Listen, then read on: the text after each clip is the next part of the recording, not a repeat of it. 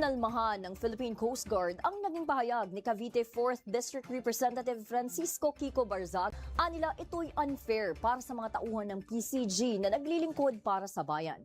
Una sa balita si Simon Ong. Hindi pinalampas ni Philippine Coast Guard spokesperson for the West Philippine Sea, Commodore J. Tariela, ang mga sinabi at umano'y panawagan ni Cavite 4th District Representative Kiko Barzaga na i-abolish na lang ang PCG dahil naniniwala siyang pinaglulustayan lang umano ng pamahalaan ito ng pondo.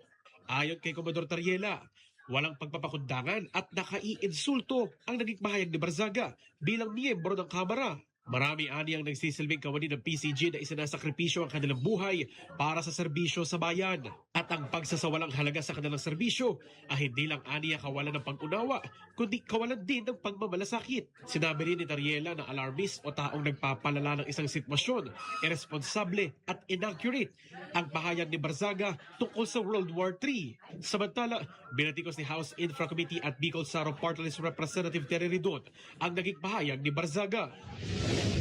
He does not deserve any comment from the Coast Guard dahil yung po Coast Guard, ginagawa po nila ang lahat para sa mga kababayan po natin, di ba? Para sa bayan natin, is launching against them. Dagdag niya, Who is Kiko Barzaga? Nagmamiyaw-miyaw lang, di ba? So, hindi ho magkapantay mga kababayan yung pagtatangi ho natin sa Coast Guard at kay Kiko Barzaga. binigyan din ni Ridon na dapat ani ang hindi na pinapansin ng PCG ang mga pahayag kagaya ng mga sinabi ni Barzaga. Hindi ko dapat di pinapansin ng Coast Guard yun.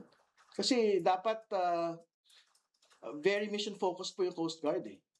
Para tindigan po yung West Philippine Sea, pinalaban sa ating bansa. Kasi ang sasabihin ni Kiko Barzaga, i-abolish ng Coast Guard, parang nakakatawa naman na tayo. And again, dapat hindi ho pinapansin yun. Nauna sa mga balita totoo at laging bago, Simon Ong, alauna sa balita, Congress TV.